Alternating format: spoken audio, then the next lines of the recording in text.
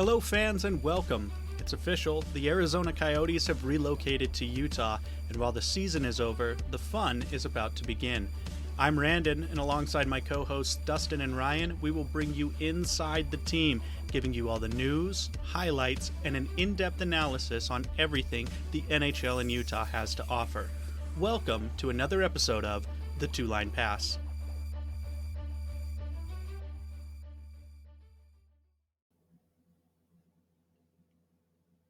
Welcome, fans. I'm here with Ryan and Dustin, co hosts here at the Two Line Pass podcast. And today we have another player profile for you, part of our player profile series where the Utah fans get to meet the players that will be formulating the Utah hockey team. Coming from Arizona, a lot of history, a lot of fun watching them in Arizona, and a lot of fun coming to Utah. But we want to introduce you to them so you know who you're following, just in case you didn't follow the Arizona Coyotes too much. And today we have a very exciting episode talking about Nick Schmaltz. Now, Nick is one of the best on the team. I got to say it just out front. In terms of his stats, he's second only to Clayton Keller. And one of the things I want you guys to note at the top of this episode is, depending on what site you look at, he's listed as a center, and he played center early in his career, but you're going to see him at the right wing for Utah. You're going to see him a lot on the top line as right wing. And we discussed this in the Clayton Keller episode, and we'll discuss it in future episodes too. As the team continues to develop their core of young players, you'll probably see our forwards move positions, centers becoming wingers, and wingers potentially playing the center position 5-on-5. And so we'll continue to kind of have a conversation about that, have a conversation about the moves, what fits, what feels right, what do we like, what do we dislike about it, and kind of go from there. But let's get right down to it. Dustin, Ryan, are you guys ready to talk a little bit about Nick Schmaltz? I was born ready to talk about this man. I am. Done a lot of research on him for today, and I'm excited to let the fans know what we have on the team. I'm excited to hear from you guys. And Dustin, you've got us teed up with a little bit of the history of Nick Schmaltz, so I'm going to let you take it away, and let's introduce this guy the right way. Okay, I'll start it off just like with a quick background about who he is, where he's come from, his history in the NHL, and sort of the minors, where he comes to us from.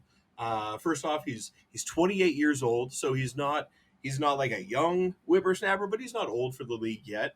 He's born in Madison, Wisconsin. He actually won a collegiate national championship with North Dakota, so he has that winning pedigree. He knows how to win. He knows how to hoist trophies at the end of the season. When he left North Dakota, he was drafted 20th overall by the Chicago Blackhawks. He spent the majority of his rookie season. We talked about this in one of the earlier episodes. How a lot of the time, even if you're like a first round pick, you spend some time in the minors, usually in the NHL. That's what he did. He spent most of his rookie season with the Rockford Ice Hogs. He had a decent career. He had a decent time with Chicago, but he did run into some struggles. He was really struggling to produce offensively with Chicago, and they made the choice to trade him to the Arizona Coyotes in 2018.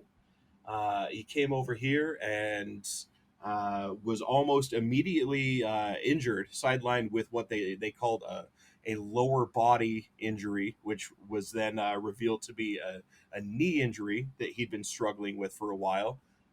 He recovered from that.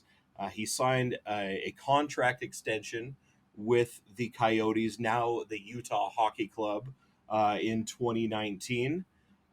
During the 2019-2020 season, he dealt with some more struggles, and he got kind of kicked back to the second line for the Arizona Coyotes. And then the front office decided to go with more of like a youth movement. They decided to play more of their young guys, kind of accept some of the losses. What I guess some of the NBA fans we might have listening to us would call tanking a little bit to get experience for your young guys. and he sort of blossomed into a team leader. He finished last year second on the team with 61 points. So right behind our glorious. Well, I can't say captain, but our assistant captain, our assistant to the captain, Clayton Keller. He led the team, and Nick Schmaltz was right behind him. So yeah, he's another key piece to this team. I wouldn't be surprised to see either one of these guys wearing the C, either Nick or Clayton Keller wearing the C uh, next season. I would like to see somebody wearing it. So it would be nice. Maybe either one of them, I think, would represent us well. Thank you, Dustin, for the introduction. I'm wearing my Notre Dame jersey, so I don't know if I should have been fist pumping the North Dakota win there, but no ill will towards North Dakota. I do like their jerseys. That green is very, very beautiful. But let's throw it over to Ryan. Ryan, I want you to talk a little bit about him. He's second only to Clayton Keller on his offensive production. He's our top line winger, and you're going to see him a lot on the score sheet. And Ryan's going to break it down how. Right before we do that, Dustin, I just wanted to ask, you do know that A in hockey doesn't stand for assistant, right? It stands for alternate.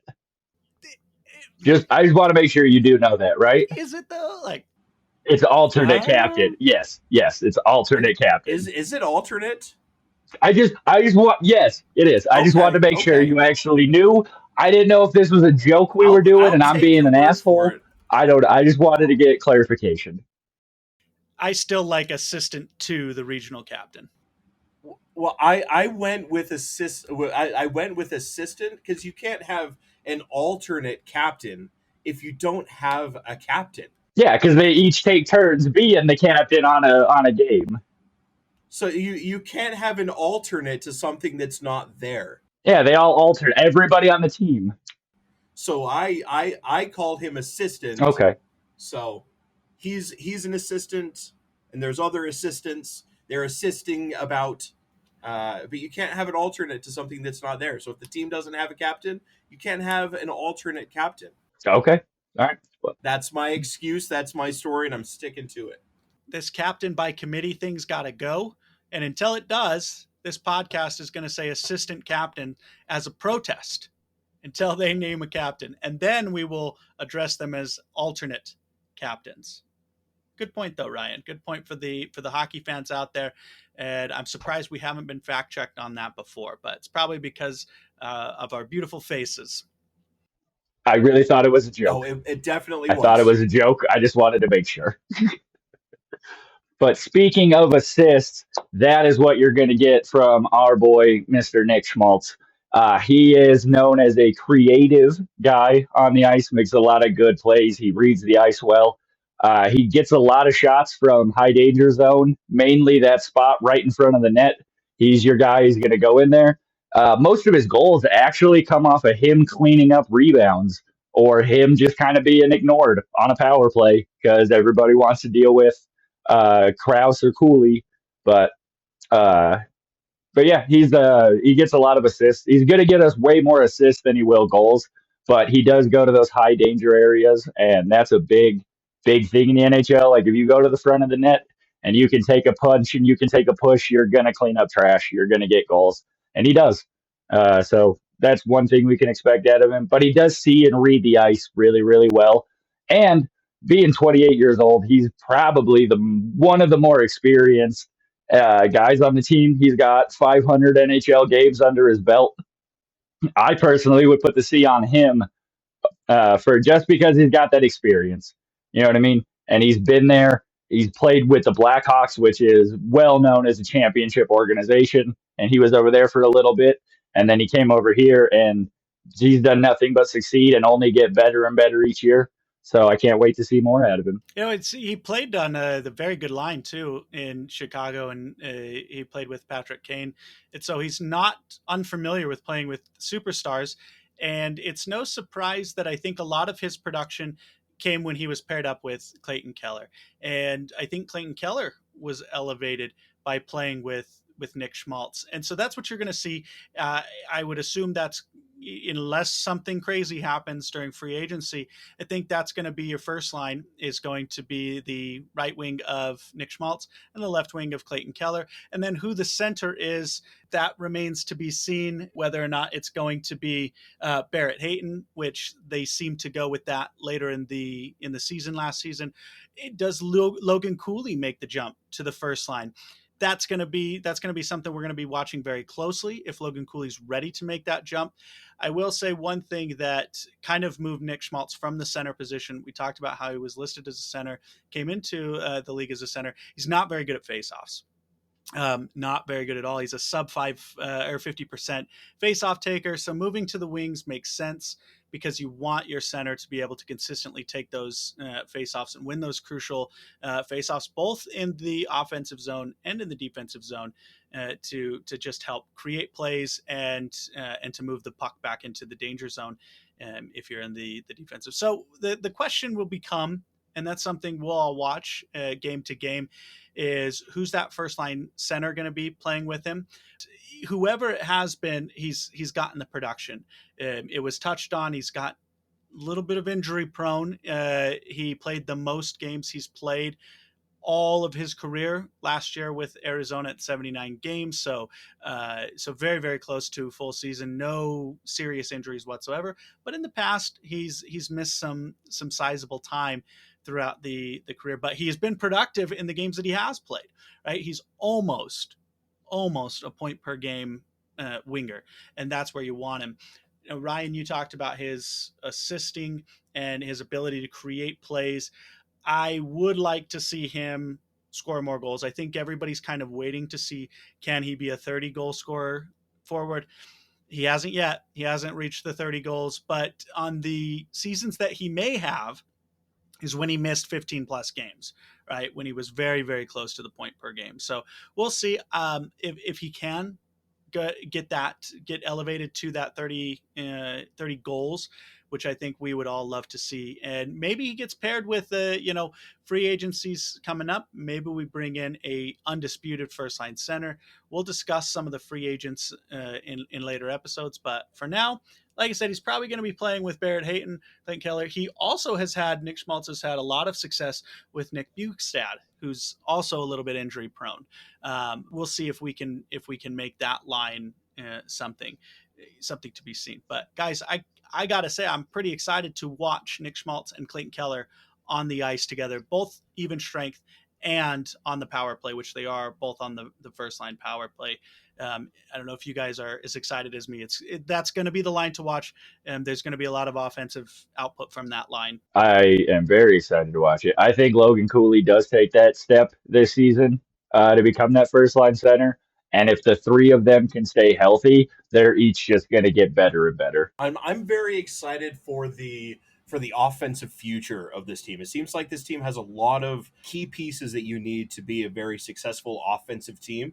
And we've talked about this in the past, and we'll touch on this in a future episode about what the team's going to do. But if they can make the correct moves in terms of signing their defensemen, who they don't, I believe at this point, have any under contract. If you can make the right moves and surround them with the right pieces behind them, I think the team is well set up with their offensive pieces to be successful in the upcoming years, as long as the front office can make the right moves around them and behind them. I can't imagine that they're not going to get the green light to spend that cap space. I can't imagine that they're going to hoard that money. Even without spending the full 40 million, they have something like 21 million that they have to spend. And Nick Schmaltz is our second highest paid player. 5.8 million a season is just about what he's getting. 5.8 million. We do have him locked up for 2 more seasons, and then he's an unrestricted free agent. So as far as long tenured contracts, outside of Clayton Keller, we don't have many, but we do have him locked up for 2 more years, barring a trade. So I'm excited to see what he has. But that's kind of, we talked about this, if you put that in perspective. So we have $21 million that we have to spend, right? And our second best player, you could argue, our second best player makes $5.8 million a year, right? So that's 4 potentially second best player caliber players, which is what makes the NHL so much radically different from the big contracts in the NBA and the big contracts in the NFL. Is you just get so much value in that, even that 2 to 5 million range, and then your $5 to $7 million range are just really really talented players, but they're not making the 10 million, which is about the cap, right? We talked about that. Just over 10 million is the cap. And so I'm excited to see what we can build around both Clayton Keller and Nick Schmaltz to see if that builds, and if we can sign him again. I think he's in his prime. If we can kind of make him a lifelong player, I think into his low 30s, I think Nick is going to continue to build. Ryan, based on what you've seen of his offense, I know you've watched some of his goals. Do you think if he stays healthy, do you think he gets to 30 goals and that $5.8 million buys us a 30 goal scorer? I feel like expecting the 30 goals out of him might not be what we should be expecting out of him. I'd rather see him hit the 40 or 50 assist mark than 30 goals. Because if he is out there getting more goals to guys like Clayton Keller, Kraus, Logan Cooley, those kind of guys, that if we can bring in, there's a lot of good unrestricted free agents coming up this summer that aren't necessarily going to be the most sought after guys, but it's guys who can win hockey games, and it's guys you want to bring in to kind of help these younger guys. So I would personally rather see him go for more assists than goals, but staying healthy is the key to his success. Absolutely. Got to stay healthy. Got to stay on the ice. Got to be on the ice. Speaking of staying healthy, one of a criticism that he often would get would be not being aggressive enough and not having that tenacity, and he doesn't have a lot of hits, which I kind of felt was an unfair criticism of him when I heard it, because he's one of your top line forwards. You don't necessarily want him out there hitting. Now I understand that there are plenty of top line forwards. Alexander Ovechkin is the prime example. Very very talented, best in the world forwards who love to hit. But if you're hitting people, it means you don't have the puck, right? So I think that the what's going to be more important is not necessarily how many times he hits people, but how many times does he play through being hit. If he gets targeted as being hit, and is he going to have that lingering doubt? Dustin, I don't know if you've got any insight with kind of maybe a sports psychology aspect of it. If you've been injured in the past, do you kind of like, you maybe don't play as aggressively, you maybe try to avoid situations where if you didn't have those injuries, maybe you're right in there, maybe you're making that extra little play. But I don't know if you've had any experience with that yourself, or if you've seen, you can kind of talk about, like, do you think there's a little bit of hesitancy because of the recent or the previous injuries? My guess would be that there's probably not. I think at the lower levels, especially when you're playing like high school and collegiate sports, they don't always have the best like sports psychologists assigned to their team. They don't have somebody to talk them through some of their doubts and some of their worries.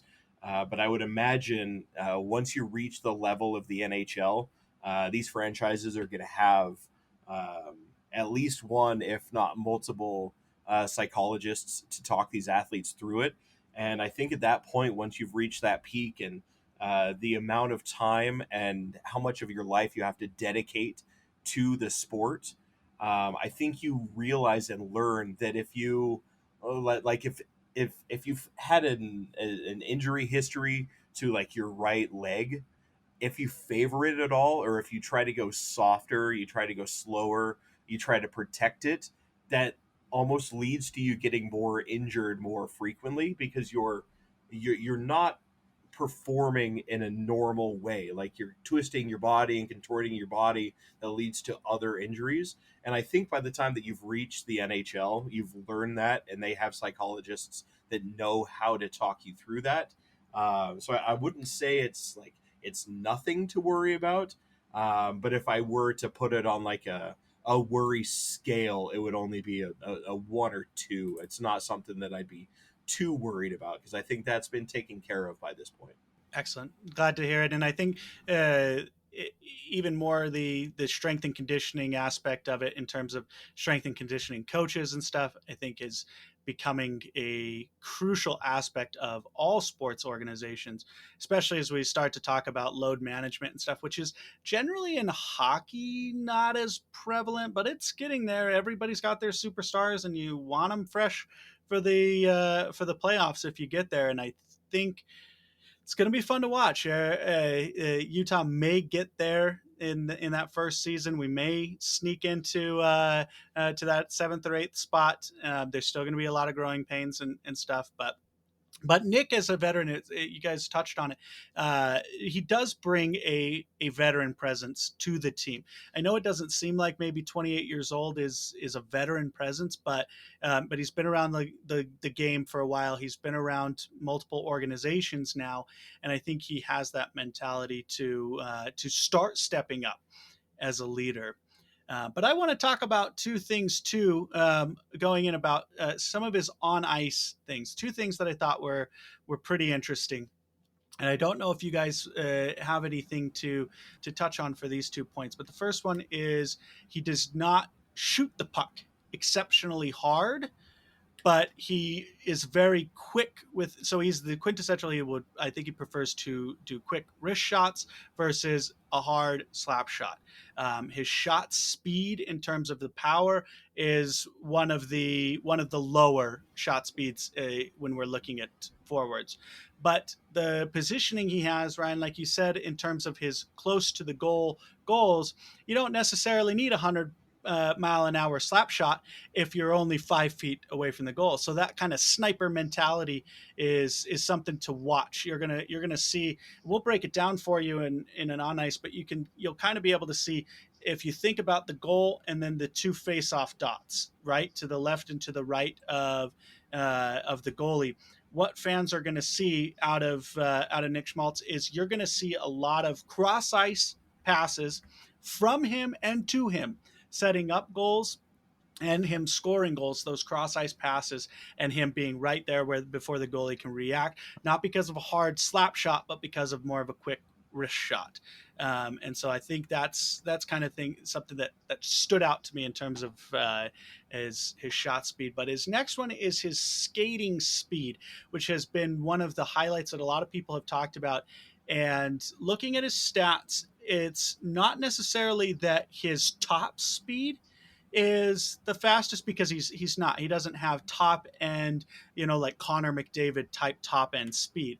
But what you'll see out of him, that you see more than most forwards, is a lot of small bursts of speed, small bursts back to get into position on defense, small bursts to get ahead through the neutral zone. And he does that almost more than, not more than any forward, but more than most forwards. He loves those short bursts. And like I said, he's not the top end speed, but those bursts, you're going to see him whizzing through the neutral zone a lot because he does it a lot. And he's going to seem really, really fast because he skates fast often. I don't know if you guys had looked at that or had seen that in any of the videos you watched or anything, or if there's anything you want to comment on the shot speed or his speed of play that he plays the game of hockey. I looked him up on NHL Edge, and the same thing that jumped out to you is what jumped out to me, was how low his the speed of his shots are. But yeah, I think you hit the nail right on the head when you're talking about why that is, because the man scored, let's see, 22 goals, and 13 of them came from right in front of the net. Like Ryan touched on earlier, those like pushing the garbage back into the net, when a shot gets like stopped by the goalie with his chest, and he drops down to his knees and it falls onto the ice in front of him. He's putting that back into the net. And yeah, you're not going to get a whole bunch of speed on that like you are from if you're shooting from the face-off circle and you're getting a crosser that you're really cranking a slap shot in there with. It's just these quick little, just quick little wrist flick of the wristers just from right in front of the net. So yeah, the same things that jumped out to you is what jumped out to me. But I think you touched on it perfectly. It's just because of what he does and how he scores, which is what Ryan touched on earlier. So I think we're really rounding out what type of player he is. The only thing I wanted to add would be that he doesn't necessarily use like the word lazy is not a good word for him because he's not lazy on the ice. He's just very calculated on when to do like when to do that extra little jump. And his positioning is honestly one of the best I've seen in the offensive zone. He gets forgotten about by basically every team he plays against. And he just happens to, he'll stand 10, 11 feet off to the right or to the left, wait for a rebound, and boom, it's in the net. He'll just give it a little taparoo. But he is definitely a sniper in that he doesn't go for hard shot, but his accuracy, he always gets the puck up. And one thing new hockey fans will learn, it is really hard to beat NHL goalies down low ever since Jonathan Quick made it the standard that no 5 hole and nothing below the pads. But up top, most goalies you can beat up top with a well placed shot. And he'll put it up right around the ears. And then but yeah, he just gets forgotten about, and he's smart. And you'll kind of see sometimes you'll be thinking, oh, he's not really doing anything this game. He's kind of being lazy, and then you'll see him back check out of nowhere, or you'll see him do a little quick wrap around where nobody's looking for him, and then taps it in. So he might seem a little. He's not lazy. He's calculated. That's how I like to look at it. And a player who's been injured before, not a bad thing to be calculated. We don't need him running around out there getting hurt again. He's way too valuable. Keeping him healthy, I think, is going to be the number one priority to get that production out of him for a full 82 games. Like I've said, he's been on almost a point per game pace these past 3 seasons, and when he can stay healthy, he's a very deadly shooter. And when you pair him with Clayton Keller, especially, they both elevate each other. Responsible for the most points in terms of the pairing between the two of them, in terms of assisting each other's goals and things like that. The two of them are just so important. They have a lot of chemistry together. I think they enjoy playing together. I think it's if there were some trade rumors floating around that Nick Schmaltz might be an option to trade. This was last season, and it seems like his chemistry with Clayton Keller maybe put a stop to some of those trade rumors, and those two just play. So once they get their center figured out, whoever it may be, if it's Barrett Hayton and he steps up, and because we discussed him and we'll discuss him more spotlight on his episode, having a very big value production center, and especially a center that can consistently win faceoffs and keep those two players in the offensive zone for as much as possible, and find a defensive pairing that maybe can alleviate and mask some of the defensive shortcomings. Because I don't believe that you're gonna see, if we're being honest, I don't think you're going to see Nick Schmaltz on the short list of defensive offense. He's not a defensive-minded forward. He is a offensively gifted forward. And so if you find a defensive pairing that can mask that, or you find a like an Evan Bouchard type high producing offensive defenseman, and then you have what could be a really good premier first line here in Utah, and we get to witness with our eyes it's not a coming of age because he's already there, and but I think a fully blossoming of the player that injuries have stymied Nick Schmaltz from becoming. I would love to see. I know you don't see it, Ryan. I would love to see him get 30 goals. I really would, but I would equally love to see him in the 40 to 50 assists, which I think 40 is his 39. 39 is where he got. So it's not out of the realm of possibility. And if once you finalize that forward line, it's going to be really exciting watching Nick Schmaltz. And if you've listened to him talk, he's a very down to earth guy, and he's very hockey, the stereotypical hockey talk. He's got a wild family. He's if you get a chance, look into his family. They seem like wonderful party people. So I'm excited, guys. I'm super excited to get to know Nick Schmaltz. I'm super excited to watch him game in, game out, and see what he's going to put up for Utah this season. I do want to add one thing. I think to get the most out of a guy like Nick Schmaltz, if we had that defenseman that like a Bouchard or like a Mike Green for all the old Cap fans back in the day who, sure, maybe he's not the best defensive guy in the world, but he has a goddamn 100-mile-per-hour bomb from the blue line that's either going to ricochet off the boards or catch a pad, and Nick Schmaltz is the perfect guy to just be waiting off to the side of the net to just be like, thank you. I'm going to tap that back in. Thank you. So if we can get one good, solid, puck moving and offensively ish minded defenseman, I think we'll see even more out of him. It's worth noting that last season Nick Schmaltz came in at a paltry -16 on the plus minus, but I think it's not necessarily a criticism of him per se. I just think that line, being as offensively talented as they were, is going to get exposed on defense. But what you want to see out of that top line is the top line's not on the ice for their defensive prowess. You know, they're on the ice to score, and that plus minus is going to go up when they score more. Not that they're defending very well, right? Their job is to score, and that's what you're going to see is not him elevate his defensive game. He's going to elevate it in the terms of negating potential turnovers and things, but you don't want him on the ice in the defensive zone, just like you don't want Clayton Keller on the ice in the defensive zone, because they're just not that type of forward. You want them scoring goals for you. But Dustin, do you have any closing thoughts in terms of being excited to watch Nick Schmaltz, and any closing thoughts before we move on? I don't. I think, like I said, I think we rounded out exactly what to expect from him, what he's going to need, what he's going to mean to this team pretty well, and what he does. So I think we've touched on just about everything we can with him. I think so. And if you're looking for some lead pipe locks in terms of if you want to get some value out of that jersey that you buy, you can't go wrong with Nick Schmaltz jersey. It's going to look good on you. You know he's going to score points. You know he's going to get those looks, and people are going to know the guy you're wearing. So very excited to have Nick Schmaltz here in Utah. Ryan, do you have any closing thoughts on Nick before we go? I do. It's not going to be necessarily the point people want said, but I think it is worth saying.